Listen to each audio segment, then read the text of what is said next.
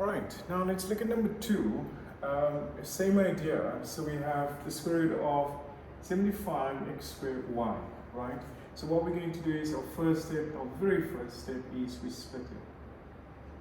So we split. Yeah. Now we take the square root of 75 times the square root of x squared times the square root of y. Yeah. And remember this y has an exponent of 1, so let's just put it there. And you will see why in a bit, okay? So now I'm going to put in my calculator the square root of 75. So the square root of 75, well, that just reduces to, this part here reduces to 5 square root 3. So what we're going to do with the 5, we're going to square it, and when we do that, we multiply it by itself. So 5 times 5, that's 25. So 25 times what will give us 75? 3. Right? So I should actually put this here. Times 3. And now we're just going to bring this down as is.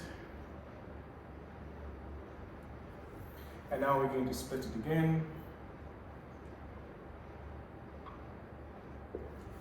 So we're going to have the square root of 25 times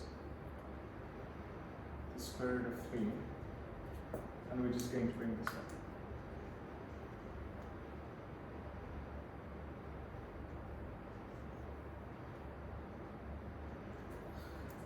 Now we're going to evaluate. So the square root of 25, well, that is just 5.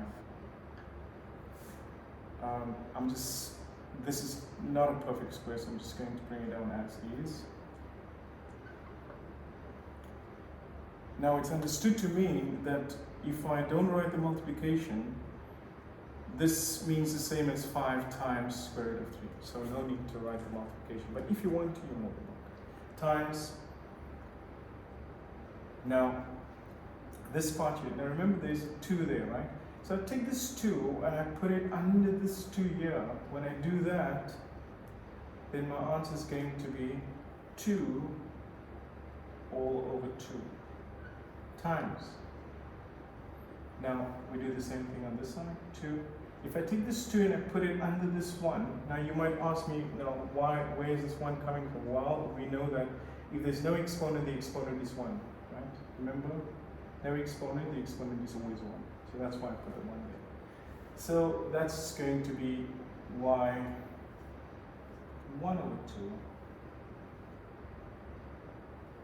Okay. And now we'll just bring this down as is.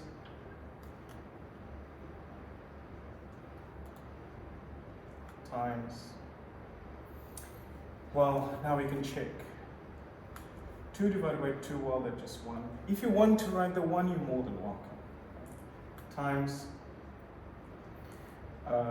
well, 1 over 2, that cannot be simplified, so we just leave it as a fraction, in the exponent, so that will just be y 1 over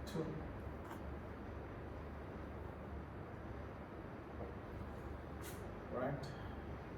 That's it. That's how we do it.